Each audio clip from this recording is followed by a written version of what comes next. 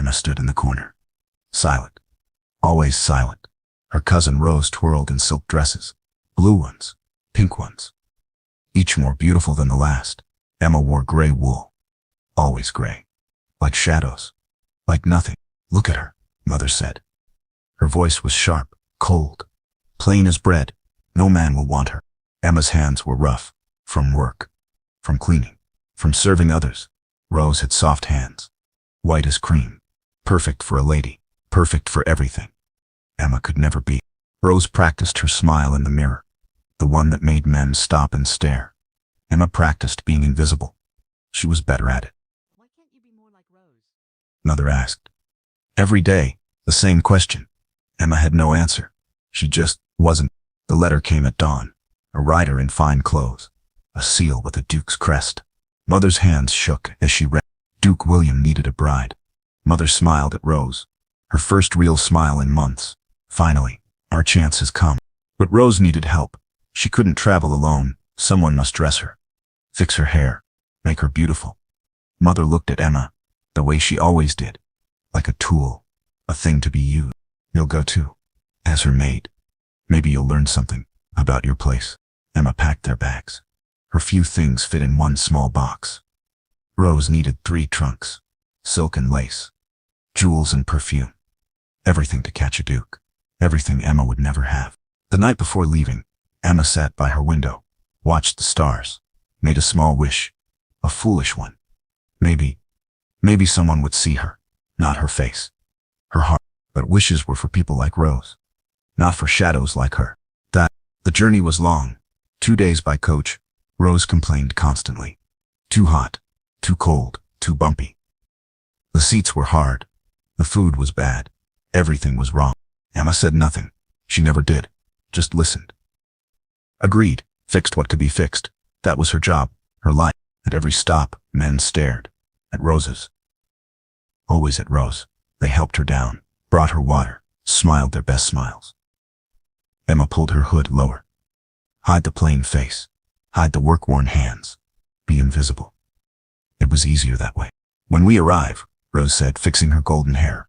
Stay quiet. Don't embarrass me. The Duke is rich, powerful. This is my chance to be a duchess. Emma nodded. She understood her place. Always had. The shadow. The servant. The one nobody saw. The one nobody wanted to see. But deep inside, she had dreams too. Small ones. Hidden deep. Of someone seeing her. Really seeing her. Of mattering. Of being more than just nothing. The coach stopped. Emma looked out the window. Her breath caught. The Duke's home was huge. Stone walls reached up to touch the sky. Gardens stretched as far as she could see. Fountains sparkled in sunlight. This was another world. A fairy tale world.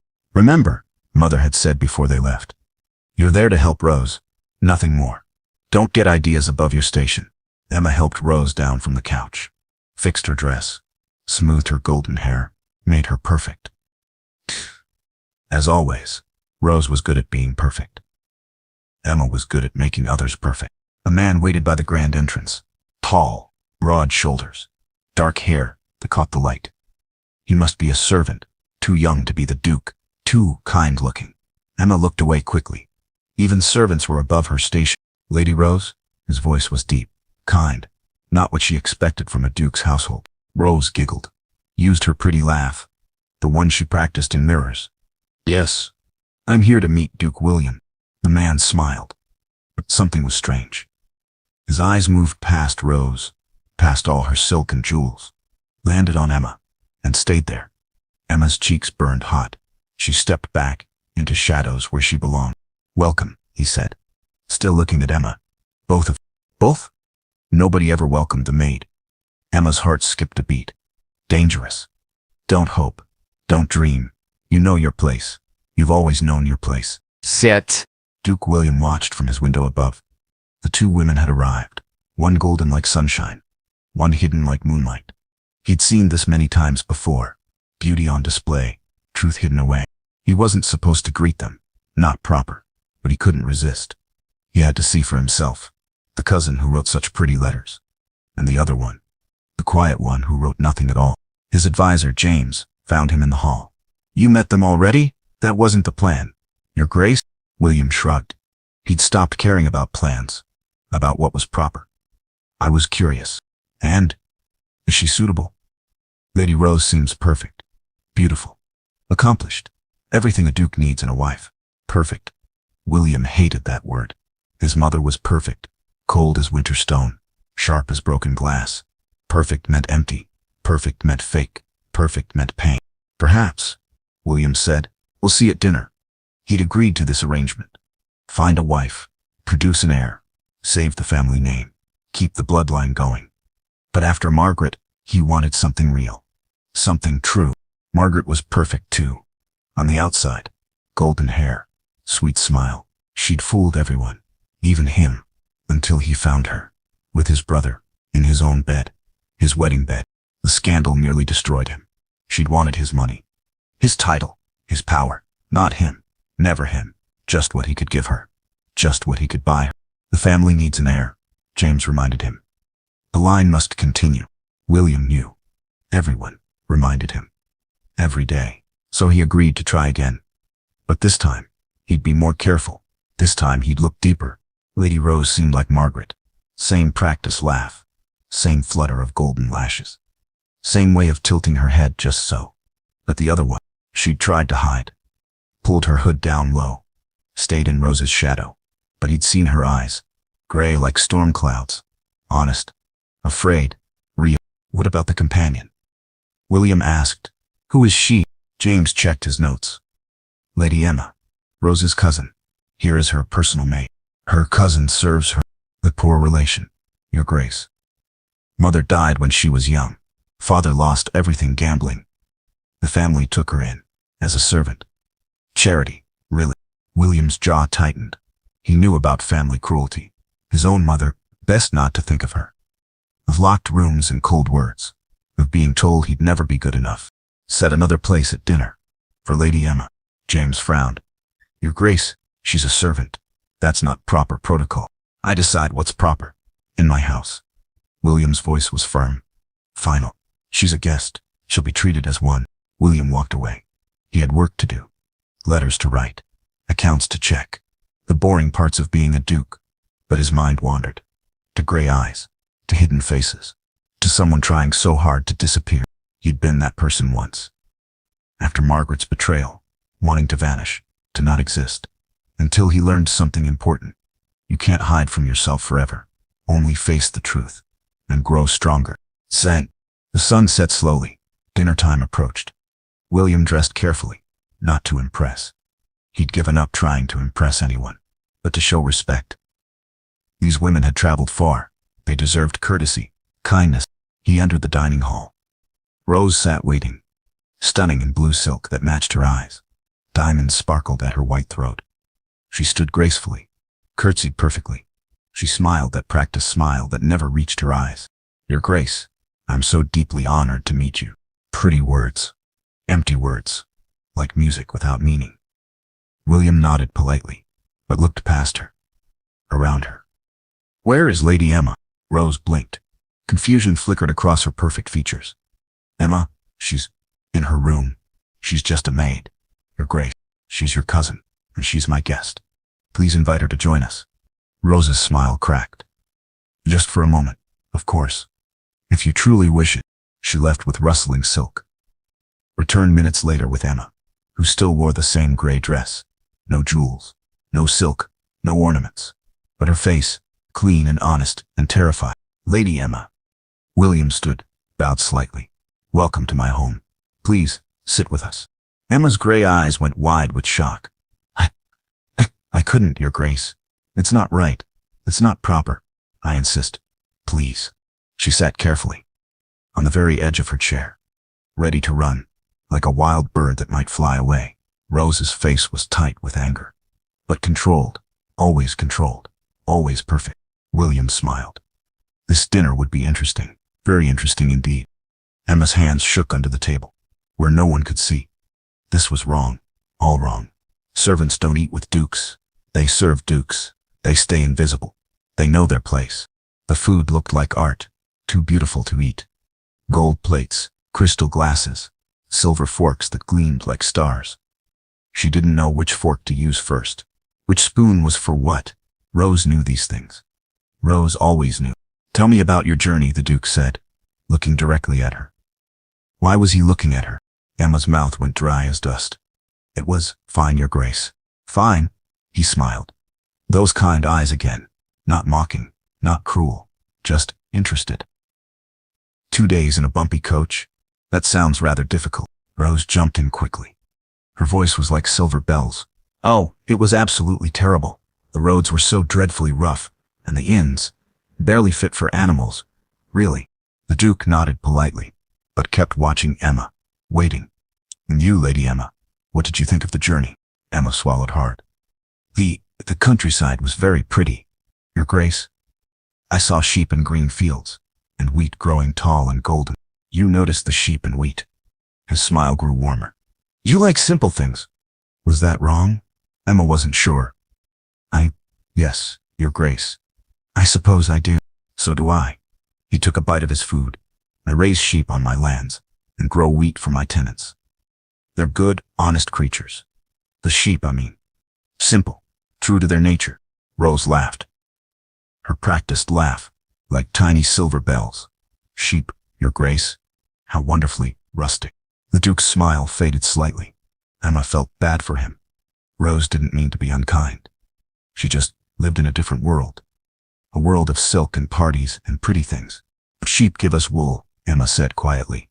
Wool keeps people warm in winter. That seems important. The Duke's eyes lit up like candles. Exactly right, you understand completely.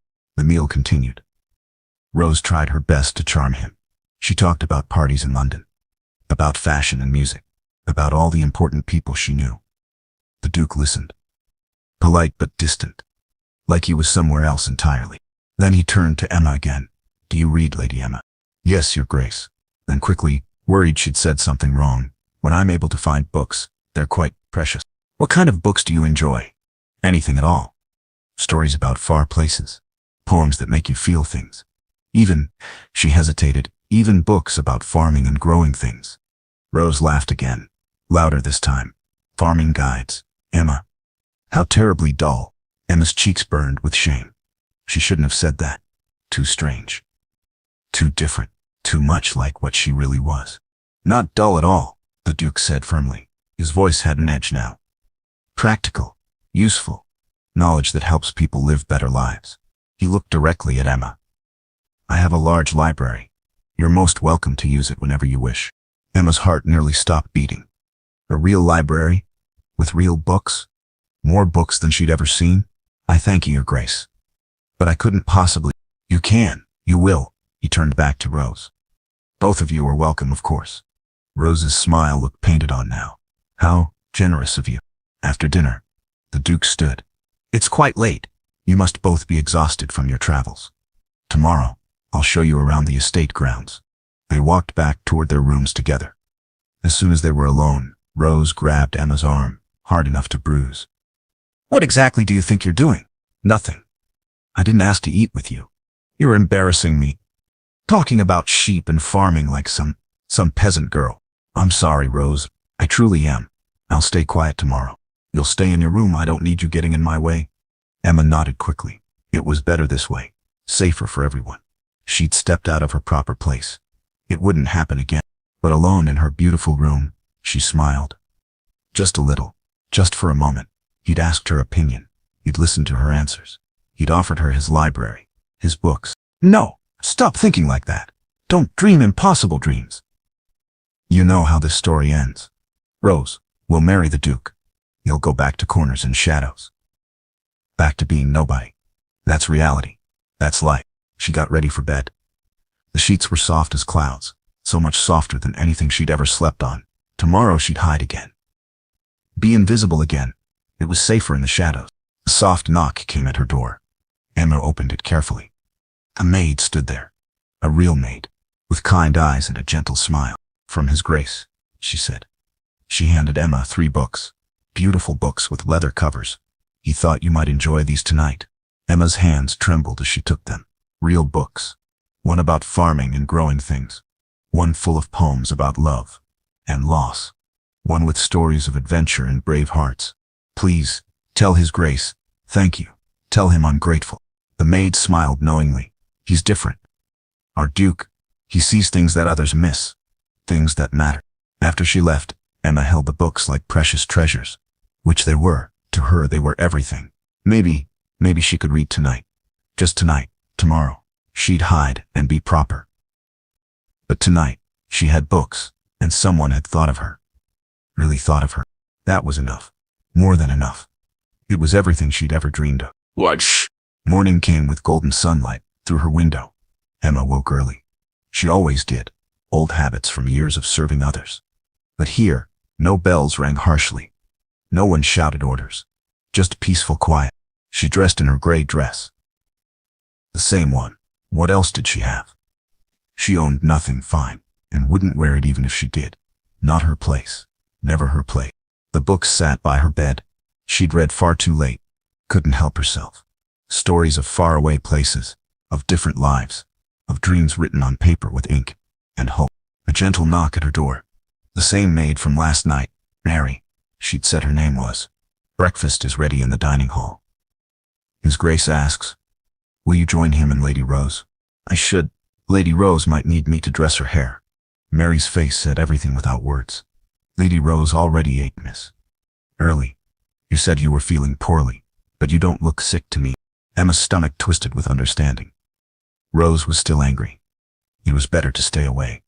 Safer for everyone. I'll eat here in my room. If that's allowed. His Grace won't like that much. But, I understand. Mary brought a tray with warm bread and jam. Real jam with pieces of fruit.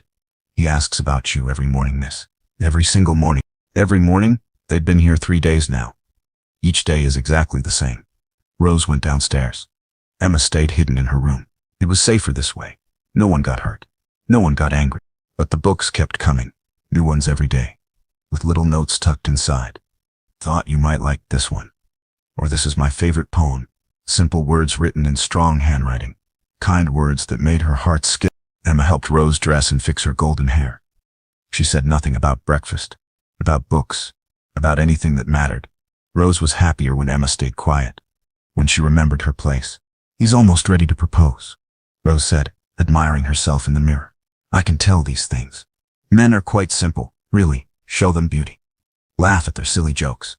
Agree with everything they say. They fall in line like trained dogs. Emma nodded and kept braiding. What else could she do? But something inside her felt sad. The Duke didn't seem simple. He seemed complicated. Deep. Like still water that runs deeper than you think. Fix this hem, Rose ordered. It's dragging on the ground. Emma knelt on the floor. Started sewing with quick, sure fingers. Years of practice had made her hands steady. Make others beautiful. Keep yourself plain and useful. That was the rule. You're very good at that. A man's voice. A deep and familiar. The Duke, standing in Rose's doorway. Emma froze like a startled deer. Your Grace. Rose practically sparkled with delight. You really shouldn't be in a lady's private chambers. It's quite improper. He ignored that completely. Kept watching Emma work with her needle and thread. Where did you learn to sew so well? Emma kept her eyes down, fixed on her stitches. My mother taught me, Your Grace. Before she died, she taught you very well indeed. He stepped closer. Emma could see his boots, fine leather, well made. What other skills do you have? William, truly. Rose tried to pull his attention back to herself. Emma's little talents aren't terribly interesting. I think they are quite interesting. His voice was firm but still kind. Please continue, Lady Emma. Emma's cheeks burned hot. Why did he care? I can cook simple meals. Clean and mend things. Tend kitchen gardens. Fix broken items. Nothing special, Your Grace. Everything useful. His smile was in his voice. Unlike dancing fancy steps, or speaking pretty gossip, or other so-called noble accomplishments. The room went silent. Heavy and dangerous. Rose's face turned red, then white. Emma wished desperately that she could disappear. Melt into the floor. Become invisible again. I have a state business to attend to, the Duke said finally. His tone was carefully polite. Lady Emma, would you walk with me? I'd like to discuss something. Emma's heart nearly stopped. I couldn't possibly. Your Grace, Rose needs me here. Actually, I don't need anything, Rose said quickly. Too quickly. Her voice was tight. Go ahead, Emma. Enjoy your walk. A trap? A test? Emma couldn't tell, but the Duke waited patiently, those kind eyes watching her. So she stood slowly, followed him from the room, her heart beating like a frightened bird's wing. Gah! They walked through the grand hallways in silence, past paintings of stern-faced ancestors, past windows that showed rolling green hills. Emma stayed 3 careful steps behind. The proper distance for a servant. The safe distance. The Duke stopped walking, turned to look at her. Please walk beside me, Lady Emma. Not behind me. It wouldn't be proper, Your Grace. I don't particularly care about proper. He waited patiently. I want to have a conversation, not speak behind your back. She moved up slowly, like approaching a wild animal that might startle and run. Don't presume. Don't hope. Don't forget your place. Much better. They continued walking side by side. Tell me honestly, do you like it here? Truth or polite lies? Emma chose carefully. It's beautiful, Your Grace. Like something from a dream. Dreams can be cold places. Empty. Without the right people to share them. What did he mean by that? Emma stayed quiet. Silence was usually safer than words. They reached a door she'd never seen before. He opened it and gestured for her to enter first. Inside was wonder. Pure wonder. Rows and rows of plants in pots. Green everywhere she looked. Warm air that smelled of earth and growing things. Sunlight streaming through glass walls and ceiling. My greenhouse, he said simply. I grow things here. Experiment with new varieties. Try to find ways to help my tenants grow better crops. Emma forgot to be afraid. You do this for your tenants. To help them? Of course. What good is wealth if it doesn't help people? She touched a small plant's leaf. So gently, so reverently. Creating food isn't just work. It's almost sacred. Noble, even. His whole face lit up with joy. You really understand that, don't you? She nodded, then caught herself. But I'm nobody, Your Grace. My opinions don't matter to anyone.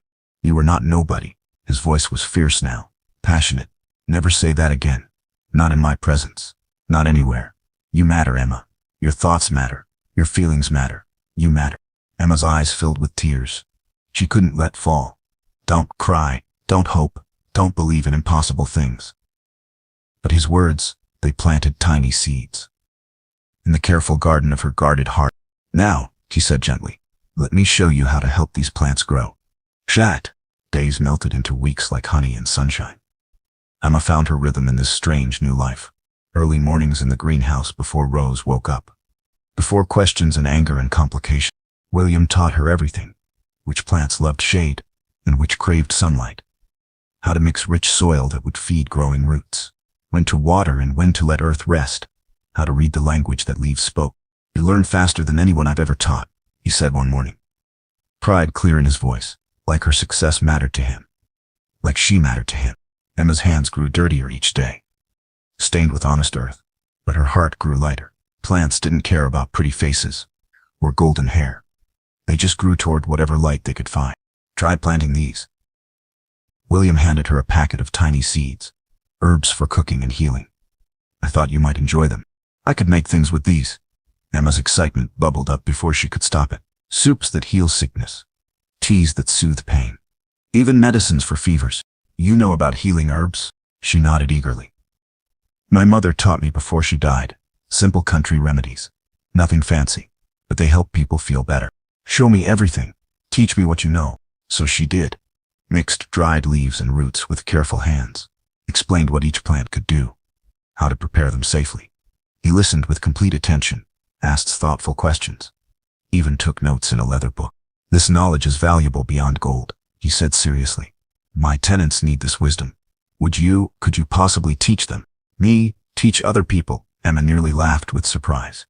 Your Grace, I'm not qualified to teach anyone anything. You know things that help people live better lives. That makes you more qualified than most teachers I know. The next week brought the most surprising day of Emma's entire life. They visited the tenant farmers. Simple, hard-working people. Families who lived in small cottages with gardens and chickens. People like her father had been before gambling destroyed their family. This is Lady Emma, William announced to a group of farm wives. She knows about healing plants and herbs. I've asked her to share her knowledge with all of you. The women welcomed her warmly. No one cared that her dress was gray and plain. No one judged her work rough hands or simple speech. They wanted to learn. They needed to learn. And somehow, she could teach them. She showed them which plants stopped bleeding from cuts, which ones eased the pain of childbirth, how to dry herbs properly so they keep their strength through winter months. The women listened carefully, asked good questions, thanked her with genuine gratitude. "You have a gift," one elderly woman said, patting Emma's hand. "A real gift for healing. Don't let anyone tell you different." Walking back to the great house, Emma felt different, tell her, somehow. Like she took up more space in the world. Like she mattered in ways she'd never imagined possible. "You were wonderful with them," William said quietly. "Natural, kind, exactly what they needed. I enjoyed it more than I can say. They made me feel useful, important, even. Because you are important." He stopped walking, looked directly into her eyes. "I hope you're beginning to see that about yourself." That night, Emma sat by her window, looking at stars. The same stars she'd wished on before leaving home, but everything had changed. She had changed. Like a plant that finally found the right soil and sunshine. She was learning to grow, learning to bloom, learning that maybe, just maybe, she was more than the shadow she'd always believed herself to be. But happiness, Emma was learning, could be as fragile as new spring flowers. Rose grew colder each day, meaner, like ice forming over a pond in winter. She'd stopped asking Emma to fix her hair or mend her clothes, stopped speaking to her at all, really, except to give sharp orders that cut like glass. "The Duke is delayed this morning," Rose announced one day. "Some tedious business with his steward. We'll walk in the garden without him." They walked in silence through perfectly trimmed hedges and flower beds. Rose's silk dress rustled with each step. Emma's worn boots made no sound on the gravel paths. "You think you're quite clever, don't you?" Rose said suddenly. Her voice was sweet as poisoned honey. "What do you mean?" "Playing innocent, making him feel sorry for you with your sad little story." Rose's mask was slipping, showing the anger beneath. "Did you really think I wouldn't notice?" Emma's heart began to race. "You don't understand. He barely looks at me anymore, barely speaks to me. All because of your pathetic attempts to get his attention." "Rose, that's not true. I've done nothing wrong." "Nothing wrong?" Rose's laugh was harsh, bitter. "You eat at his table, walk in his private gardens, spend time alone with him, like you're some kind of lady instead of what you really are." "What I really am? A servant, a charity case, a burden my family took in out of pity." Rose's blue eyes glittered with cruelty. "Did you forget? Your father was a drunk who lost everything. Your mother died in shame. You have nothing. You're a nothing." Each word hit like a physical blow. Emma stepped backward. "Yeah, I know my place." "Do you? Because it seems like you've forgotten completely." Rose moved closer. "Let me remind you. Your place is in the servants' quarters. Your place is taking my orders. Your place is being grateful for whatever scraps my family throws your way." Emma's eyes filled with tears. She refused to let fall. "I've never forgotten, not for a single moment." "Good. Then you'll remember tomorrow, when the Duke proposes to me, when I become his Duchess, when you go back to being what you've always been. Nothing." Rose walked away with her head high and her silk skirt swirling, left Emma standing alone among the beautiful flowers, feeling smaller than she had in weeks, feeling like that frightened girl in the corner again. That evening Emma didn't go to dinner, couldn't face sitting at that grand table, couldn't pretend everything was normal when her world had cracked apart. A knock came at her door. Mary, the kind maid, with a worried expression. "His Grace asks why you weren't at dinner." He seemed quite concerned. "Please tell him I'm not feeling well." "Which is true. He wants to see you, to make sure you're all right." "No," Emma said quickly. Too quickly. "I mean, that's not necessary. I just need rest." Mary studied her face. "Did something happen? You look hurt." Emma forced a smile. "Nothing happened. I'm just tired." But Mary wasn't fooled. Lady Rose came back from her walk looking quite pleased with herself. "And you came back looking like someone had died. That's not a coincidence." "Please, Mary, just tell His Grace. I'm fine. I'll be better tomorrow." After Mary left, Emma sat on her bed holding one of the Duke's books, the book of poems about love and loss, and finding hope in dark places. Tomorrow Rose would likely get her proposal. Tomorrow this strange dream would end.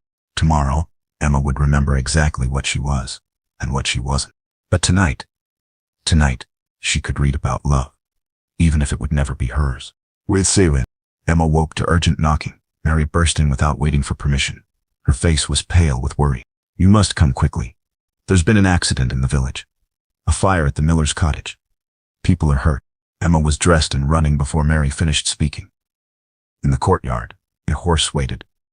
Not a gentle mare for ladies. A real horse for real riding. Can you ride? William asked. Already mounted, his face was grim with concern. Yes, Emma had learned as a child. Before everything fell apart, before they lost the horses along with everything else. He pulled her up behind him. No time for proper saddles or side saddles or any of the things ladies were supposed to use. Emma held on tight as they galloped toward the village. The miller's cottage was half destroyed. Smoke is still rising from blackened timbers. People stood around looking lost and scared. A woman sat crying while a man held his burned hand against his chest. The herbs, Emma said, sliding down from the horse. I need my healing herbs, and clean water, and cloth for bandaging. William didn't question, just helped gather what she needed. Emma knelt beside the injured man first. His hand was badly burned, red and blistering. This will hurt at first, she said gently, but it will help the healing. She cleaned the burn carefully, applied a paste made from healing plants, wrapped it in soft cloth. The man's wife watched with tears of gratitude. Thank you, lady. Thank you for helping us. Lady, not a servant, not a charity case. Lady. Emma moved to the next person, a child with smoke in her lungs. Then an elderly woman with cuts from flying glass. She worked steadily, calmly. Her hands were sure and gentle. How did you know to do that? A village woman asked. About the herbs for burn. My mother taught me simple remedies that really work. She'd be proud of you today, the woman said. You're saving lives with what she taught you. William worked beside her, following her instructions without question, treating her like an equal, like someone whose knowledge mattered, whose skills were valuable. Hours passed. The sun moved across the sky. Finally, everyone was treated, bandaged, given medicines to take home. The immediate crisis was over. You were extraordinary, William said as they rode home. Calm under pressure, skilled, caring. You saved that man's hand. Probably his life. Emma felt something new growing inside her chest. Pride, maybe. Or confidence. I just did what needed doing. Most people panic in emergencies. You didn't even hesitate. He was quiet for a moment. You're remarkable, Emma. I hope you're beginning to see that. They reached the manor as the sun was setting. Rose waited in the courtyard. Her face was a storm of anger and jealousy. Where have you been all day? I needed you here. There was an emergency in the village, William explained calmly. Emma helped save several lives today. Emma? Rose's voice was sharp. She's not trained in medicine. She could have made things worse. She knew exactly what to do. Her skill with healing herbs is remarkable. Rose's mask slipped completely. She's a servant, a nobody. She has no business playing doctor. The words hung in the air like poison. William's face went very still, very cold. What did you just say? I meant, Rose tried to recover, but it was too late. You called her a nobody, in my hearing, after she spent the day saving my people's lives. William, I didn't mean... Yes, you did. His voice was quiet, but deadly. You meant every word, just as you've meant every cruel thing you've said to her. Rose went pale. You've been listening to her lies about me. I've been watching, seeing how you treat someone you claim as family, someone who serves you loyally. William stepped closer to Rose. And I've seen enough. Emma stood frozen. This was her fault. She'd caused trouble between them, ruined Rose's chances. Your Grace, she started to say. Please don't. No, Emma. William's voice was gentle but firm. This conversation is long overdue. Prep. The great hall felt different that evening. Colder, somehow, despite the fire blazing in the massive fireplace. Emma sat at the edge of her chair, ready to run. Rose sat perfectly straight, her mask back in place, but cracked around the edges. William paced by the windows. His usual calm was gone, replaced by something harder, more decisive. I've made my decision, he announced. About marriage, about the future. Rose's face lit up with hope. She smoothed her golden hair and straightened her silk dress. Oh, William, I'm so happy. I'm not marrying you, Rose. The words fell like stones into still water. Rose's face went through several changes. Shock, disbelief, anger, then calculation. You can't mean that. We're perfect together. I'm everything a duchess should be. You're everything I thought I wanted, William agreed. Beautiful, accomplished, well-bred. But you're not what I need. Then what do you need? Rose's voice was getting higher, more desperate. William looked directly at Emma. I need someone real, someone kind, Someone who sees people as human beings, not as things to use. Emma's heart stopped beating. Surely he didn't mean. He couldn't possibly. You want her? Rose pointed at Emma like she was something disgusting. That plain little mouse? That servant? I want Emma, William said clearly. If she'll have me. The room spun around Emma. This was impossible. Dukes didn't marry servants. Rich men didn't choose plain women over beautiful ones. This didn't happen in real life. Emma, William's voice was gentle now. Look at me, please. She raised her eyes to his, saw something there that made her breath catch. Something warm and real and true. I'm not offering you what I offered, Rose, he continued. A marriage of convenience. A business arrangement. I'm offering you my heart. My real heart. Your Grace. Emma's voice was barely a whisper. I'm nothing. Nobody. You could have anyone. I don't want anyone. I want you. The woman who saves lives with gentle hands, who makes plants grow with patient care, who sees the good in everyone, even those who hurt you. Rose made a sound like a wounded animal. This is insane. She has nothing. No money, no family, no position. She has everything that matters. William never looked away from Emma. Kindness. Intelligence. Real beauty that comes from inside. And courage, though she doesn't know it yet. Courage? Emma almost laughed. I'm the most cowardly person alive. You left everything you knew to help your cousin. You learned new skills even when people mocked you. You saved lives today without hesitation. You've survived cruelty with your heart intact. William stepped closer. That's not cowardice, Emma. That's extraordinary bravery. Emma felt something breaking inside her chest. Not breaking apart, breaking open. Like a shell that had kept her hidden for too long. But I don't know how to be a duchess. I don't know about parties and protocols, and you know how to heal people, how to grow things, how to be kind when the world is cruel. That's what this duchy needs. That's what I need. Rose stood up sharply. This is ridiculous. You can't seriously choose her over me. I already have. William's voice was final. I'll arrange for your comfortable journey home tomorrow, with appropriate compensation for your travel and time. You'll regret this. Rose's beautiful face was ugly with rage. When you remember what she really is. When society laughs at you for marrying beneath yourself, society can think whatever it likes. I know what Emma is. She's the woman I love. Love. He'd said love. Emma's legs gave out. She sat down hard in her chair. Emma? William knelt beside her chair. Are you all right? I know this is sudden. You love me. The words came out like a prayer, like hope she'd never dared voice. Completely. Absolutely. From almost the first moment I saw you, his smile was soft and real. When you tried so hard to be invisible, when you talked about sheep and wheat like they mattered. When you chose books about farming over novels about romance. But I'm not beautiful like Rose. You're beautiful in ways Rose never could be. Beautiful here. He touched her hand. And here. He touched her heart. That's the beauty that lasts, Emma. That's the beauty that matters. Emma looked into his kind eyes. Saw truth there, saw love there, saw a future she'd never dared imagine. Yes, she whispered. Yes, I'll marry you. If you're absolutely certain. I've never been more certain of anything in my life. Rose stormed from the room in a rustle of silk and fury. But Emma barely noticed. She was too busy learning what it felt like when impossible dreams came true. The wedding was small, simple, nothing like the grand society event Rose had planned and dreamed about. Emma wore a dress of soft blue wool, not silk, not satin, but clean and well-made and comfortable. William wore his finest coat, but his eyes were what made him handsome. The way he looked at Emma like she was the most precious thing in his world. The village people came. The families Emma had helped during the fire. The tenant farmers who'd learned about healing herbs from her gentle teaching. They filled the small chapel with genuine joy and warm wishes. She's a real lady, Emma heard one farmer's wife whisper. Kind and helpful. She'll make a good duchess for us. Emma's heart swelled. These people saw her worth, valued her contributions, made her feel like she belonged somewhere at last. The ceremony was beautiful in its simplicity. No grand orchestra. Just the village choir singing with heartfelt voices.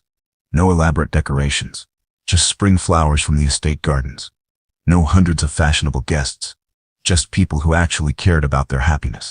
When William slipped the ring onto Emma's finger, he whispered, Thank you for seeing past my title to my heart. Thank you for seeing past my appearance to my soul, she whispered back. Mary cried happy tears from the front pew. Even James, The serious advisor smiled genuinely as he watched his duke choose love over duty. It's 2 years later, Emma stood in her expanded greenhouse. Now it was 3 times larger, filled with healing plants and food crops and experimental varieties that might help the estate's families live better lives. She wore a simple green dress, comfortable for working. Her hands were as earth-stained as ever, but now she wore William's ring alongside the dirt under her fingernails. The new mothers in the village are all healthy, she reported to William as he entered with mud on his own boots. The herbs we planted last spring are working perfectly, and the wheat experiment, growing beautifully. We should have enough seed to share with every tenant farmer next season. William smiled and pulled her into his arms. Have I mentioned lately that I love you, Duchess Emma? Only every day, she smiled back. Have I mentioned that you chose well when you picked the mouse over the golden bird? You were never a mouse. You were a seed waiting for the right soil to grow in. They worked side by side as the sun set, planning next season's crops, discussing which villages needed medical visits, making decisions that would help real people live better lives. Emma had learned something important in these 2 years. Beauty wasn't about golden hair or silk dresses or perfect smiles. Beauty was about growing things, healing things, making life better for others. She'd also learned that love wasn't about being perfect. Love was about being real, being kind, being brave enough to let someone see your true heart. That evening, they received a letter. Rose had married a wealthy merchant in London, a man who valued her beauty and social skills. By all accounts, she was happy with her fashionable life and important parties. I'm glad for her, Emma said, and meant it. She found what she wanted, and so did we. So did we, William agreed. Though I got far more than I wanted, I got everything I needed. As night fell over their estate, Emma looked out at the gardens they'd planted together, the villages they'd helped improve, the lives they'd touched with simple kindness. She'd come here as nobody, a shadow in gray wool. She'd found love, purpose, in a place where she belonged. Most importantly, she'd found herself. The real Emma, who'd been hidden inside all along. Sometimes the most beautiful love stories weren't about glass slippers or fairy godmothers. Sometimes they were about 2 real people who saw past surfaces to souls, who chose kindness over beauty, who grew something lasting in simple, honest soil. Emma had learned to bloom, and in blooming, she'd helped others find their own light. That was better than any crown, better than any title, better than any fairy tale ending she could have imagined. Love, she discovered, grew best in real gardens, with real hands and real hearts that chose each other every single day. Anna stood in the corner of the cold kitchen. Her face was plain. Her hair was dull brown. She was too tall, too quiet, too strange for her family's liking. No man will ever want you, her mother said.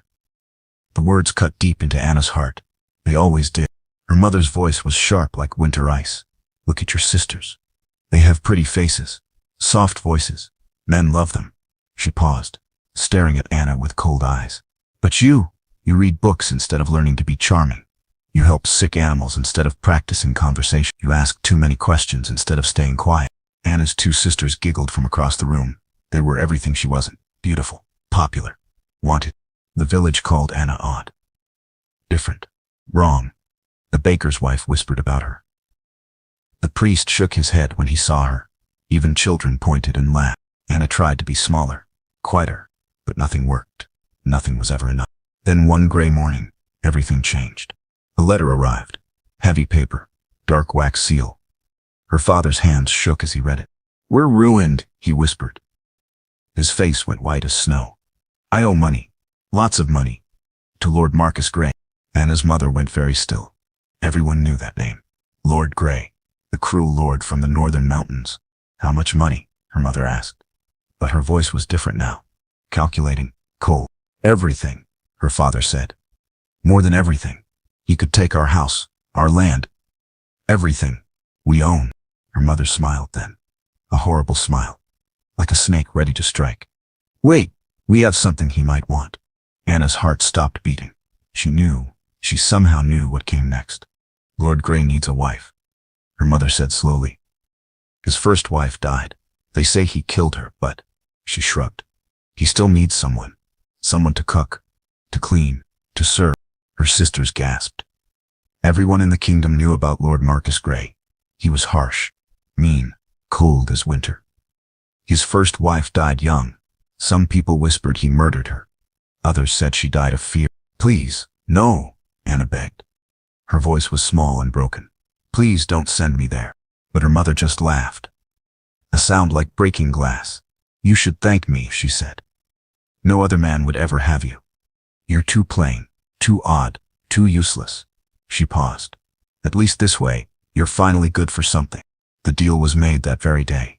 Anna was sold, like cattle at market, like goods in a shop. Her father couldn't look at her. Pack your things, he mumbled. The carriage comes at dawn. Anna went to her tiny room. She packed her few belongings, her 3 books, her dried herbs for healing, the small wooden bird her brother carved before he left home. She sat on her thin bed and cried, silent tears that no one would see. Tomorrow, she would leave. Forever. I'm sorry, her father whispered at her door. He still couldn't meet her eyes. So very sorry, Anna. But sorry meant nothing now.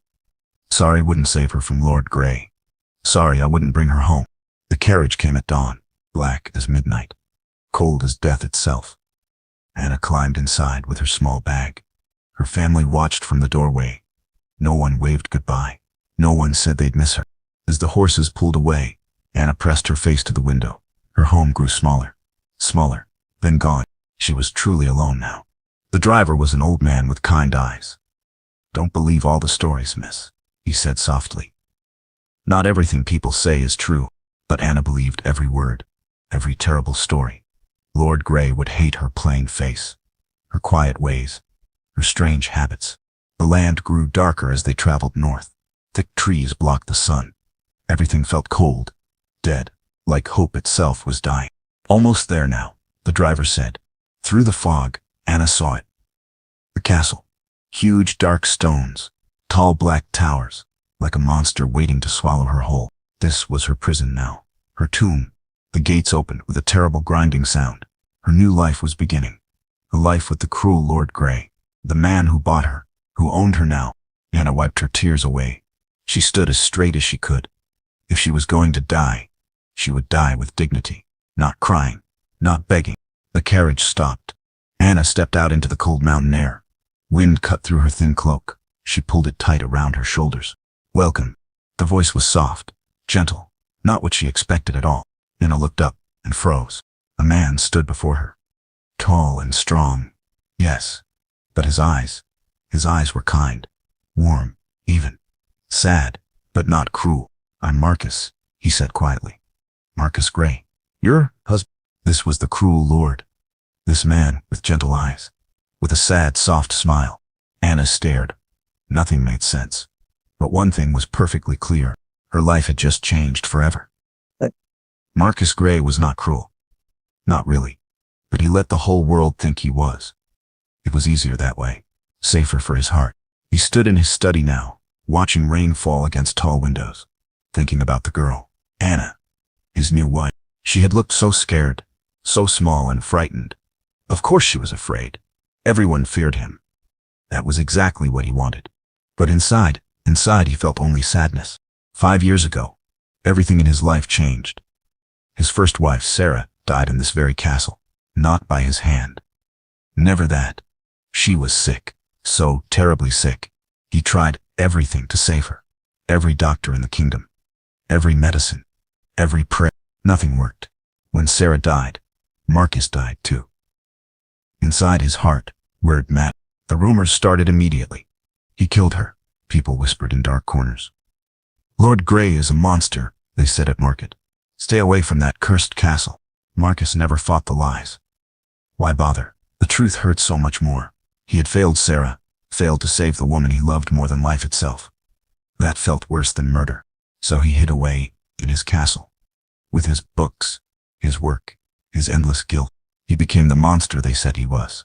Cold, distant, cruel to anyone who came close. But debts must be paid. Anna's father owed much money. Too much. The man was a fool. He gambled away everything, drank away the rest, left his family with nothing. Please, Lord Grey, the man had begged, tears streaming down his face.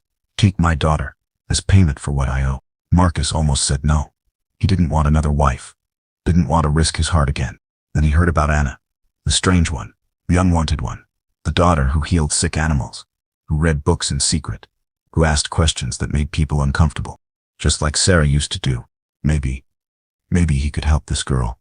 Give her a home where being different was safe. A place far away from that cruel family who didn't see her worth. Fine, he told Anna's father. Send her to me. Now she was here. Scared and alone. Thinking he would hurt her just like everyone else had. His butler, James, knocked softly and entered. She's in her room, sir. Crying very quietly. Marcus nodded. Of course she was crying. She thought she'd been sold to a monster. Give her time, Marcus said. And James? Make sure she has everything she needs. Books, if she wants them. Warm clothes. The best food we have. James smiled knowingly. He had worked for Marcus for 20 years. He knew the truth. Marcus Gray was kind, too kind, sometimes, too gentle for this harsh world. Yes, sir. Should I tell her about Lady Sarah, about what really happened? No, Marcus said quickly. Let her rest tonight. Tomorrow will be soon enough to begin. Tomorrow he would try to show Anna that she was safe here, wanted here, valued here, even if she couldn't believe it yet. He walked to his desk and picked up Sarah's portrait. Her face smiled back at him. Beautiful, kind, gone forever. Protect someone, Sarah had whispered with her last breath. Don't stay alone forever, Marcus. Promise me. Marcus touched his gold wedding ring. Still there after 5 years. Always there. He wasn't ready to love again. Might never be ready. The pain was still too deep, too raw. But he could be kind to Anna. He could give her the home she'd never had. The respect she'd never received.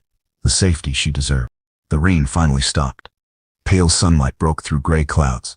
Maybe it was a sign. Maybe hope was still possible. Marcus sat at his desk and pulled out clean paper. He began to write carefully. Rules for the castle, he started. Then crossed it out with his pen. Too harsh, too cold.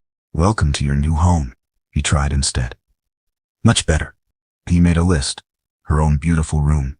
Her own private space. Freedom to read any book she wanted. Freedom to learn, to grow, to be herself without fear. No demands from him. No cruelty. No force. No expectation. Just kindness, safety, respect. All the things she'd never had before. All the things every person deserved. Marcus sealed the letter with warm wax.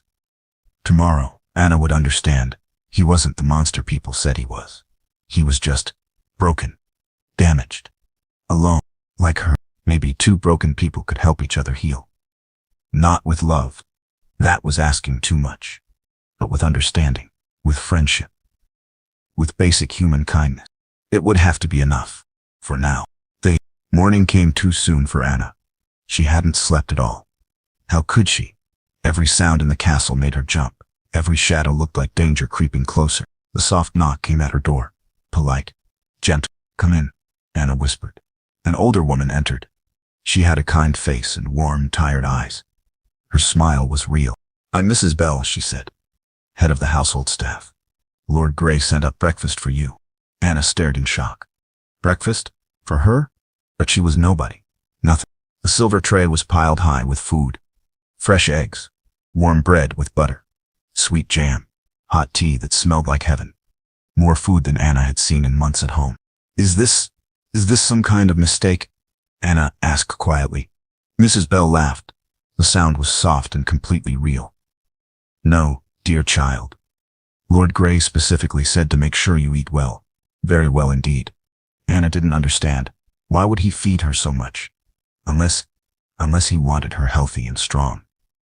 For whatever terrible thing came next, fear crept up her throat like ice. Lord Gray would like to see you, Mrs. Bell continued. When you're ready, of course. No rush at all. No rush. That was completely new. At home, Anna jumped immediately when called. Or she faced her mother's sharp hand across her face. Anna ate slowly. Every bite felt like a gift. The food was incredible. Better than anything she'd ever tasted. She felt guilty enjoying it so much. When she finished, she put on her best dress. It was still shabby and plain. Still marked her as poor. But at least it was clean. Mrs. Bell led her through the castle halls. The place was enormous. But it was also warm. Fires burned in every room. Fresh flowers sat on polished tables. Sunlight streamed through clean windows. Not what Anna expected from a monster's home. They stopped at massive wooden doors. Anna's heart began racing like a wild horse. He's waiting inside, Mrs. Bell said gently. She squeezed Anna's cold hand. Don't worry, dear. He's very different than you think. Anna knocked with shaking fingers. Come in, called the same gentle voice from yesterday. She pushed open the heavy door and stepped inside. The room took her breath away. Tall ceilings, warm firelight, and books. So many books.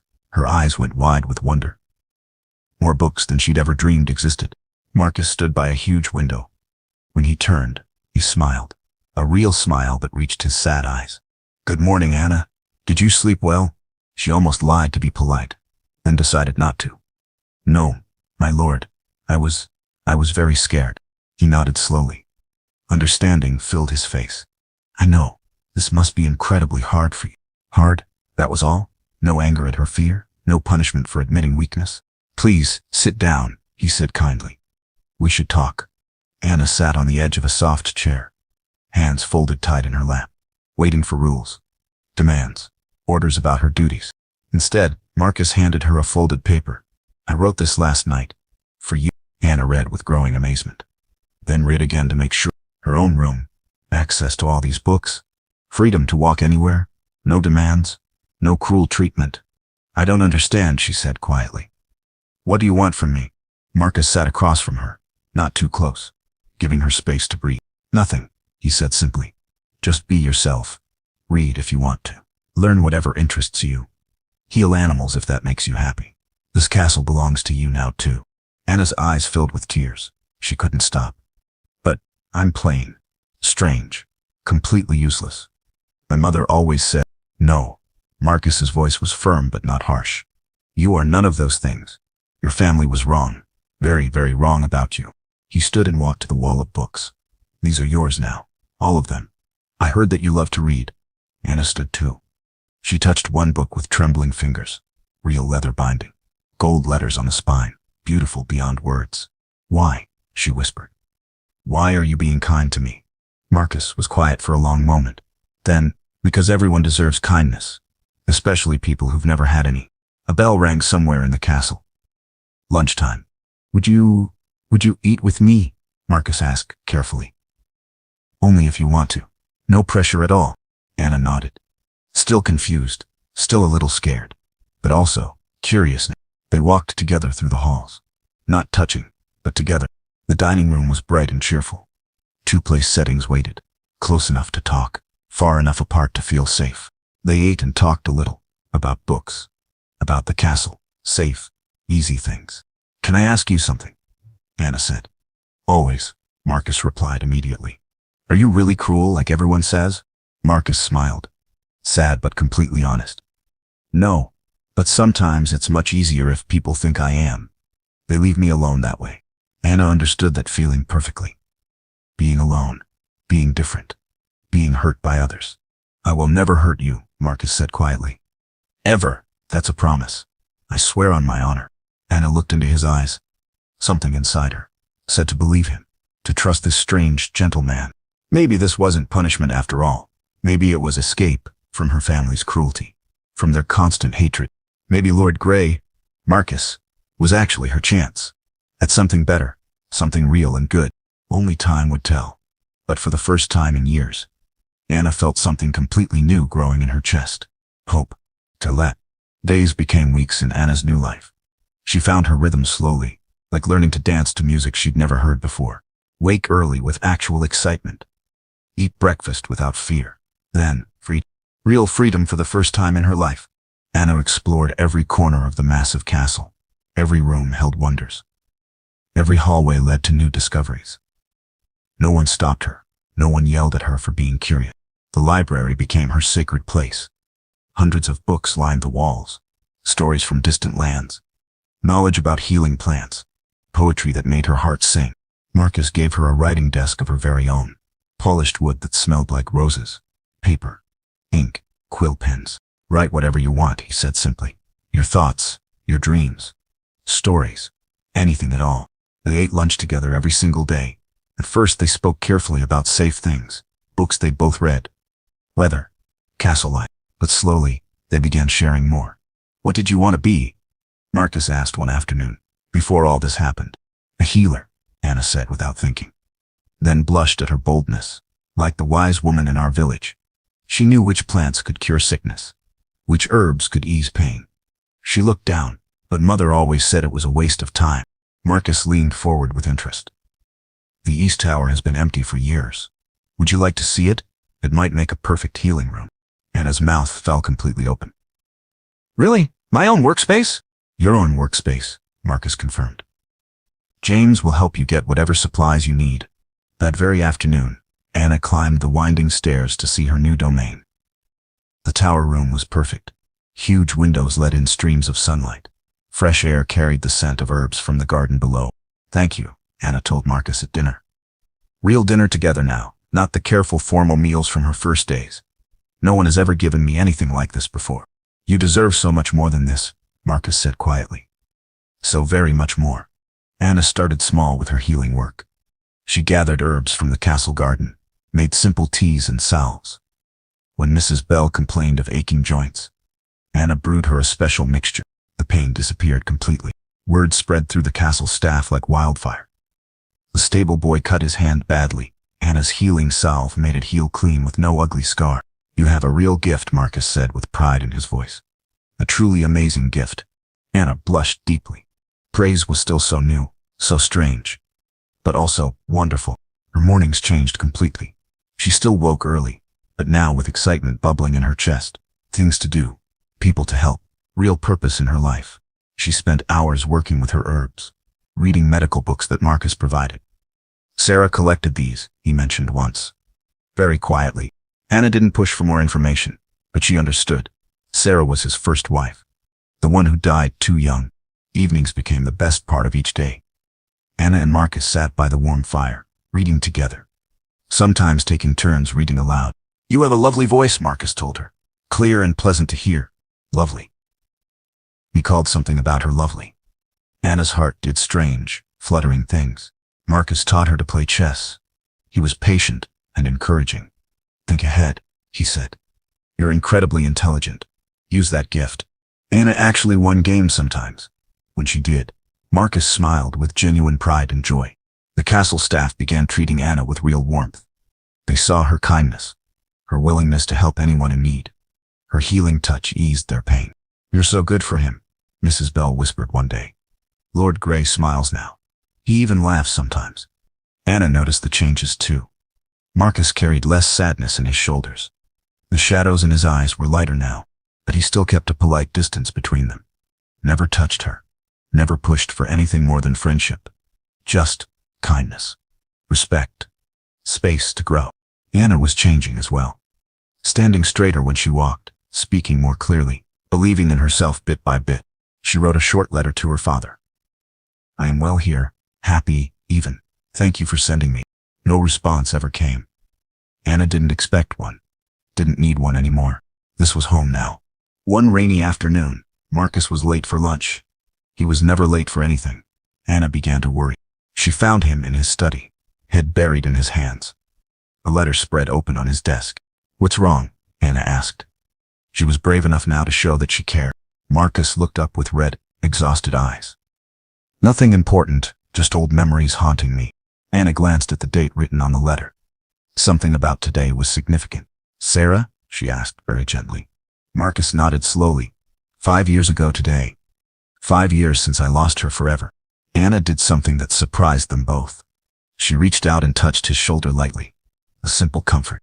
I'm so sorry, she said with feeling. So very sorry for your pain. Marcus covered her small hand with his larger one. Just for a moment. Thank you, Anna.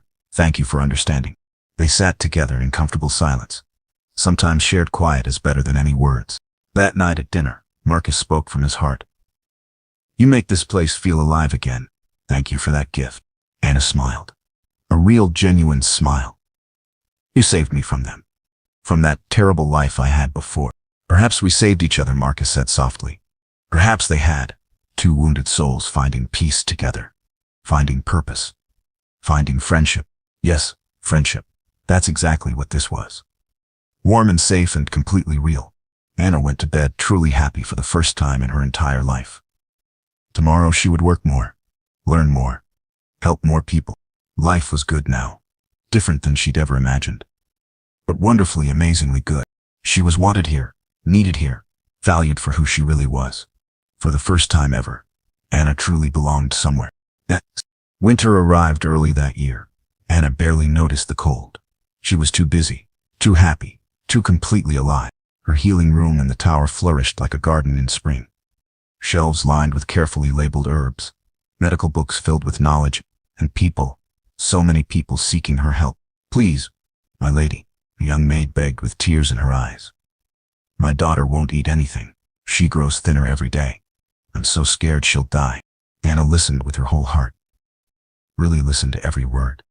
She made a special tea from gentle herbs that would encourage appetite. Within days, the little girl was eating again, laughing again, playing like a normal child. "You're a miracle worker," the mother cried through happy tears. "A true miracle." Anna shook her head humbly. "Not a miracle, just knowledge, just caring enough to try." Marcus often watched her work from the doorway, quiet and observant, pride shining clearly on his face. "You're absolutely amazing," he said one evening. "Do you know that?" Anna still blushed at compliments. "I just help people. That's all I do." "No," Marcus said with firm certainty. "You heal them, body and soul. There's a big difference." Word about Anna's gifts spread beyond the castle walls. The village people heard stories about the Lord's wife, the healer, the kind woman who asked for nothing in return. At first they came nervously, scared of the castle, terrified of the cruel Lord Grey. But Anna welcomed everyone with the same warm smile, the same gentle hands, no judgment for their fear or their poverty. A farmer brought his son with a badly broken arm. Anna set the bone straight and wrapped it with expert care. "How much do we owe?" the farmer asked, counting his few coins. "Nothing at all," Anna said firmly. "Just tell others that I'm here to help anyone who needs it." News traveled fast through the countryside. The cruel Lord's wife wasn't cruel at all. She was kind beyond measure. She was skilled beyond belief. Marcus supported every part of Anna's work. "What do you need?" he would ask, daily. "More books? Different supplies?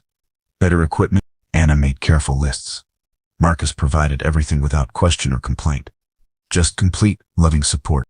She learned more each day, studied late into the night by candlelight, practiced new techniques each morning. "You're becoming completely different," Mrs. Bell observed with a knowing smile. "Stronger, more sure of yourself." Anna felt the changes deep inside. Confidence, growing like spring flowers. Voice becoming steadier each day. At dinner, she talked more freely now. Shared her ideas without fear. Made suggestions without apologizing. "The village needs a proper healing house," she told Marcus one evening. "Somewhere close by for emergency." Marcus nodded thoughtfully. "Excellent idea. We'll have one built. You can design it exactly how you want." "We," he said, "we." Like they were partners. Like equals working together. Anna drew detailed plans by firelight. Marcus helped with practical suggestions, adding his thoughts, making her vision even better. "You're so intelligent," he said with admiration. "Incredibly smart and creative. Why did your family ever make you feel stupid?" "Control," Anna answered simply. "Keep me small, keep me weak, keep me from knowing my own worth." Marcus's jaw tightened with anger. They were fools, cruel, blind fools. Anna reached across the table, touched his hand briefly. "But their cruelty led me here, to this life. To you." She paused. Maybe everything happened exactly as it should. Marcus stared at her small hand on his. Something shifted in his eyes. Something warm and wandering. "Anna," he said softly, "you're not just healing others anymore. You're healing me too." Their eyes met across the candlelit table. Anna's heart began beating faster, different than before, like something was awakening inside her chest. Marcus pulled his hand away gently, but slowly, like he didn't really want to. We should get some rest," he said quietly. Anna nodded. But neither of them moved for a long moment. Something was changing between them. Growing, becoming more than friendship. Anna went to bed with her heart racing. Marcus's words echoed in her mind. "You're healing me too." What did that mean exactly? And why did the thought of it make her feel so wonderfully, terrifyingly alive? Right. Spring arrived like a gentle promise. The castle grounds burst with new life. Flowers bloomed in every garden, and something else was blooming too. Anna's confidence had grown strong as oak trees. She walked with purpose now, spoke with certainty, smiled with genuine joy. Her healing practice served the entire region. Nobles and peasants alike sought her help. She treated everyone exactly the same. "You're famous," Marcus said with pride. "People travel for days just to see you." Anna laughed. The sound was light and free. Good. Healing shouldn't be only for the wealthy. Marcus watched her with an expression Anna couldn't quite read. Soft, wondering. Like he was seeing her clearly for the very first time. They spent more time together now. Walking in the gardens. Reading by the fire. Talking late into the evening hours. Tell me about Sarah, Anna said one night, brave enough now to ask difficult questions. Marcus was quiet for so long. Anna thought he wouldn't answer. Then he began to speak. She was like you in many ways. She's intelligent, kind. She loved books and learning. His voice grew soft with memory. She wanted to be a healer too, just like you became. Anna listened without interrupting, letting him share his pain. When she got sick, I tried everything. Every doctor in the kingdom. Every possible cure. Marcus's hands trembled slightly. Nothing worked. I watched her fade away, day by day, and I was completely powerless. Tears filled Anna's eyes. I'm so sorry. That must have been terrible beyond words. When she died, people started rumors. Said I killed her. I let them believe it. Marcus looked directly at Anna. It was easier than admitting the truth. That I failed her completely. Anna reached for his hand without thinking. You didn't fail her. You loved her. Sometimes, love isn't enough to stop death. That's not failure. That's just being human. Marcus stared at their joined hands. How did you become so wise? Pain teaches wisdom, Anna said simply. You taught me that. Something electric passed between them. A connection deeper than friendship. Marcus lifted their joined hands, gently kissed Anna's knuckles. The touch was soft as butterfly wing. Anna, he whispered. I think I'm falling in love with you.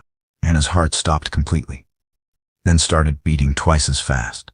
I love you too, she whispered back. The words came without thought, pure truth from her soul. Marcus cupped her face with gentle hands. Are you sure? Really sure? Anna nodded. More sure than I've ever been about anything. He leaned closer, stopped just inches from her lips. May I kiss you? Please, Anna breathed. Their first kiss was soft, tentative, perfect. When they broke apart, both were breathing hard.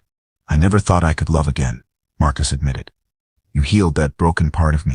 Anna smiled through happy tears. You healed me first, made me whole. They sat together in comfortable silence, hearts full, souls connected. Will you marry me? Marcus asked suddenly. Really marry me? Not just the arrangement your father made. Anna laughed with pure joy. We're already married, remember? That was business, Marcus said seriously. This would be love, choice, real partnership. Yes, Anna said immediately. Yes, to all of it. Marcus pulled her close. She fit perfectly against his chest. I want to do this right, he said. Coach you properly. Show you how precious you are. You already do that every day, Anna murmured against his shoulder. But Marcus was determined. The next morning brought flowers, poetry written in his careful hand, small gifts that showed how well he knew her heart, a new set of medical books, rare healing herbs from distant lands, a beautiful silver locket with both their names engraved inside. You're spoiling me, Anna protested. Good, Marcus replied with a grin. You deserve to be thoroughly spoiled. The castle staff watched their romance bloom, with knowing smiles. Love was in the air like perfume. About time, Mrs. Bell muttered happily. Both of you needed each other desperately. Anna's healing work continued flourishing, but now she had a true partner supporting every dream. They planned the new village healing house together, designed it for maximum help to the most people. We'll staff it with trained healers, Anna suggested. Teach local women the skills they need. Perfect, Marcus agreed. Education and healing combined. Word of their love story spread through the region. The cruel lord who wasn't cruel at all. The unwanted daughter who found her true worth. People began calling it a fairy tale come to life. But Anna knew better. This wasn't magic or fantasy. This was what happened when two wounded souls chose to heal together. When kindness was met with kindness. When love was allowed to grow, slowly and naturally. It was real. It was earned. It was absolutely perfect. But their happiness was almost too good to be true. Anna should have known it couldn't last without challenge. The letter arrived on a Tuesday morning. Anna recognized her mother's harsh handwriting immediately. Marcus found her in the garden, staring at the unopened letter with trembling hands. What's wrong, my love? He asked gently. It's from my mother, Anna whispered. I'm afraid to read it. Marcus sat beside her on the stone bench. Would you like me to read it first? Anna shook her head. No, I need to do this myself. She broke the wax seal with steady fingers. Read silently. Her face went pale. then flushed with anger. They're coming here, she said quietly. My parents and sisters. They want to visit their dear daughter who married so well. Marcus's jaw tightened. What do they really want? Anna laughed bitterly. Money, of course. Father's gambling debts have gotten worse. They think I can convince you to help them. What do you want to do? Marcus asked. Anna stood up straighter. Let them come. I'm not the same person they sold away. They need to see what they lost.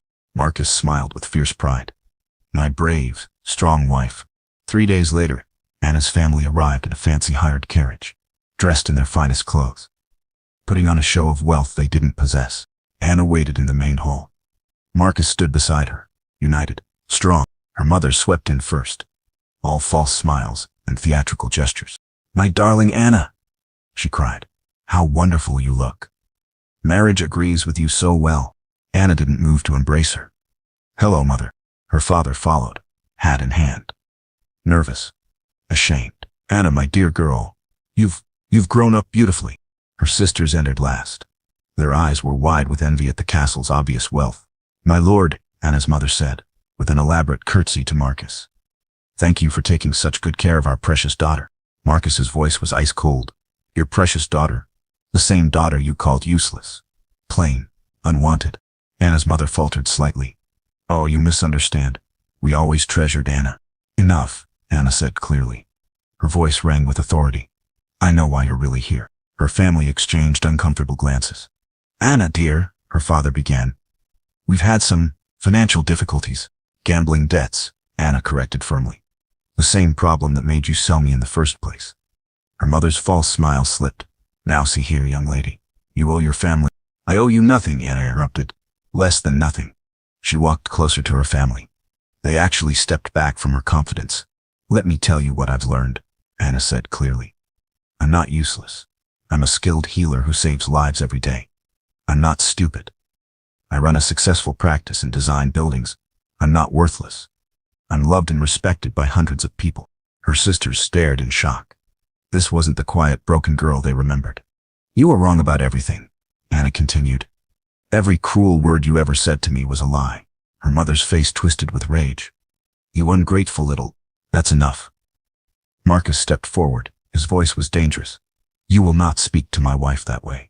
Not in our home. Your wife, her mother sneered. You mean the payment for a debt? The consolation prize no real man wanted? Anna felt Marcus tense beside her, but she placed a gentle hand on his arm. I'll handle this, she said quietly. Anna walked to the window. She looked out at the village where people loved and respected her. Do you see that village? She asked her family. Those people travel for days to seek my help. They call me a miracle worker. They bless my name. She turned back to face them. Do you see this castle? This is my home. These are my people. This is the life I built from nothing. Her voice grew stronger with each word. You sold me thinking I was worthless. But you were blind. You couldn't see my true value because you were too small-minded to recognize real worth. Anna looked directly at her mother.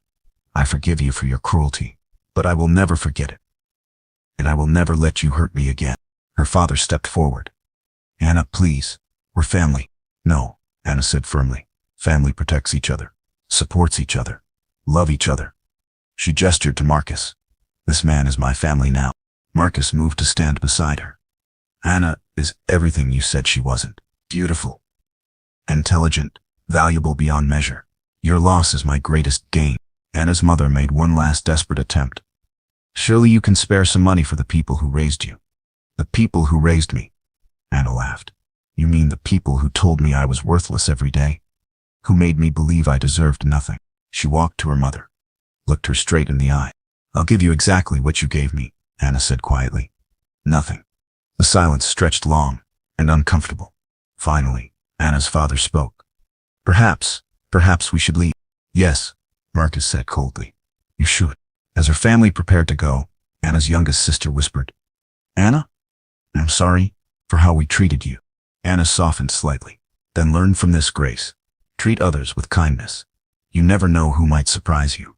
After they left, Anna collapsed onto Marcus's chest. Not from weakness, but from relief. I'm so proud of you, Marcus murmured into her hair. So incredibly proud. I couldn't have done it without you, Anna said. You made me strong enough to face them. No, my love. That strength was always inside you. I just helped you find it. Anna looked up at her husband with eyes full of love. They were wrong about everything, but especially about one thing. What's that? Anna smiled. They said no man would ever want me, but the best man in the world chose to love me. Marcus kissed her deeply. And I choose you again every single day. They stood together in their beautiful home, surrounded by love and respect and genuine happiness. Anna had faced her past and conquered it. She was no longer the unwanted daughter. She was exactly who she was meant to be. 2 years later, Anna stood in her new healing house in the village center. Sunlight streamed through tall windows onto shelves lined with medicines. The sound of children's laughter drifted from the teaching room next door. Lady Anna, called young Tom, the baker's son. My mother sent me to thank you. Her cough is completely gone. Anna smiled and ruffled his hair. Tell her to come see me if it returns. And remember what I taught you about washing hands before touching food. Tom nodded seriously and ran off to spread the word. Marcus appeared in the doorway, watching with that same expression of wonder he'd worn for months. What are you thinking about? Anna asked. How different you are from the frightened girl who arrived at my castle, he said softly. And how you were always exactly who you are now. I just couldn't see it at first. Anna walked to him, straightening his collar with familiar affection. We both changed each other. The village council wants to officially name this place, Marcus said. The Anna Gray Healing Center. Anna blushed. That's too much. No, it's exactly right. You saved more lives than any doctor in the kingdom. The commotion outside caught their attention. Through the window, they saw a fancy carriage approaching. Royal banners flew from its sides. Are we expecting anyone? Anna asked. Marcus shook his head, equally puzzled. The carriage stopped. A richly dressed man stepped out, followed by several attendants. That's Lord Chancellor Harrison, Marcus said with surprise. What could you want here? They walked outside to greet the unexpected visitor. Lord Grey, Lady Grey, the Chancellor said with a deep bow. I bring greetings from His Majesty the King. Anna and Marcus exchanged confused glances.